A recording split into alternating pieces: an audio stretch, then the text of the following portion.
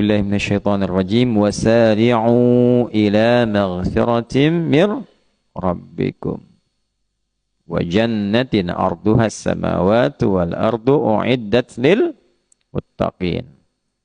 Lihat amalannya ya, sampai kita dapatkan cinta Allah dengan orang ihsan. Alladzina yunfiquna fis sarra'i wad dharra wal kadhiminal ghaidha wal 'afina 'anin nas. Sampai di sini nih amalan yang tadi muttaqinnya nih. Tapi lihat ujungnya, wallahu yuhibbul muhsinin. Jelas? Halo? Ya kan? Bergegaslah, cepat. Kalau saro'a itu artinya cepat, jangan banyak mikir. Jangan terlalu banyak persiapan. Ya. Beda dengan sa'a. Kalau sa'a itu bergegas tapi ada persiapan. Misalnya, sekarang hari Senin, besok hari Selasa, besoknya lagi Rabu, lusanya Jumat, masa Kamis. Bangun Mbak, bangun. Kum. Lusanya Rabu. Nah, lusanya Pak Dulo juga salah sebenarnya dari itu. Cuman diam-diam aja. Jumat. Coba, waktu kita Jumatan itu ada perintah untuk Jumatan diminta bergegas. Tapi pakai sa'a. Bukan pakai saro'a. Quran surah 62 ayat 9. Ya ayyuhalladzina amanu idza nudiya lis-salati min yaumil jumu'ati bukan fasari'u. Tuh. Jadi kenapa menggunakan sa'a? Bergegas tapi siap-siap dulu. Ya, Auriga lagi mau main kamera, mau moto nih pas Jumatan tuh. Sebentar lagi mau masuk Jumat. Nah, siap-siap simpan kameranya, fokus, ya, mandi dulu, pakai minyak wangi dulu, berangkat. Ya, jadi tidak berangkat ujuk-ujuk langsung berangkat begitu saja. Siapkan dari sebelum kita ya mendengar panggilan itu. Jumat jam berapa? Jam 12. Jam 11 sudah disiapkan. Ada yang nyiapin saking tingginya imannya dari jam 7. Siapin nanti Jumatan di mana, mana parfumnya, mana macam-macamnya gitu kan. Ya, berangkat dengan ganteng maksimal. Wah, optimal kita berangkat. Imannya optimal, gantengnya maksimal. Ya kan? Handphone dimatikan dulu. Handphone itu urusan dunia. Makanya dunia itu semua materi. Kita mau cari akhirat. Kalau dunia, handsome nggak penting. Yang penting handphone, jik. Tuh kan? Nah, tapi kalau urusan akhirat, nah itu hati kita yang dibawa.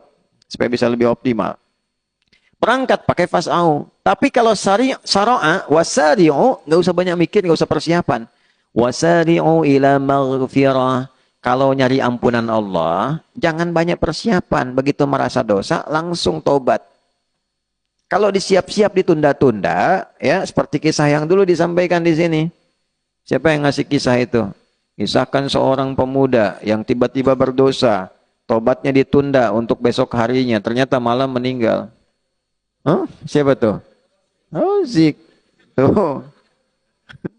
Zik lah. Zik. Tuh kan? Tobat langsung. Terus saya ke toilet dulu, pulang dari toilet, tobat nggak bisa. Ya. Tobat salah, langsung tobat. Innamat taubatu 'ala Allahi lilladzina ya'maluna su'a bijahalatin thumma yatubuna min qarib. Cepat tobatnya kata Allah, jangan tunda-tunda, itulah sara'ah. Ya.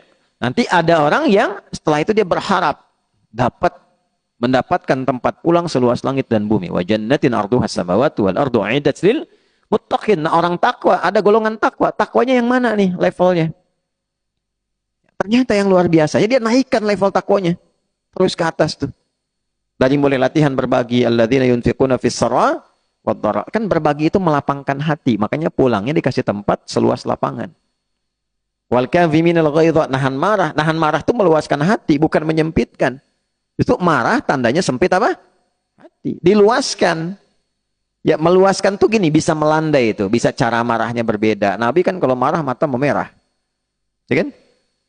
Setelah itu langsung diingatkan. Ingatkan itu tergantung level kesalahannya. Bisa kalimat pelan, bisa meninggi, bisa tinggi banget untuk menunjukkan pelanggaran yang serius. Mukallah. Jelas? Ya, tapi pernah nggak dengar Nabi caci maki gitu? Nggak ada. Ya, dan sebagainya.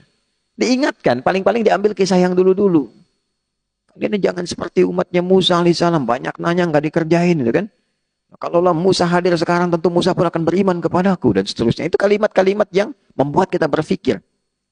Gak ada sejarah ditemukan di ilmu hadis, Nabi marah-marah. Misal, dan wallahu a'lam, kan kita tidak menyebut hal demikian, gak ketemu. Ya, jadi ditata, tata.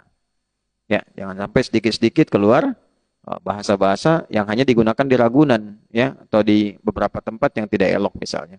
Tahan. Wal afina 'anin nas, memaafkan orang. Memaafkan itu pahalanya banyak banget. Dan dampaknya ke psikologi itu luar biasa lapang. Lapang. Ingat ya, kalau orang salah, kita maafin. Urusan kita dengan dia selesai. Tapi urusan dia dengan kita dan dengan Allah itu belum selesai. Sepanjang dia belum minta maaf pada kita. Sampai akhirat kita nggak punya urusan sama dia. Tapi dia punya urusan dengan Allah pada dosa-dosa yang dia lakukan terhadap kita saat di dunia. Ya, misal nih, ada orang fitnah Anda maafin aja. Ya, yang bisa dipelajari cara memaafkan elegan tuh diantaranya Imam Syafi'i.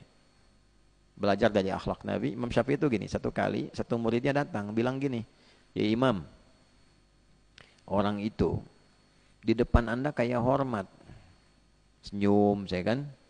Oh, seorang manggil ya Imam, Ustadz, kalau seorang gimana dan seterusnya.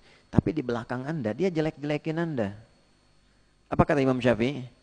Alhamdulillah, berarti saya masih terhormat nih. Wibawa saya katanya. Oh, kok bisa berwibawa?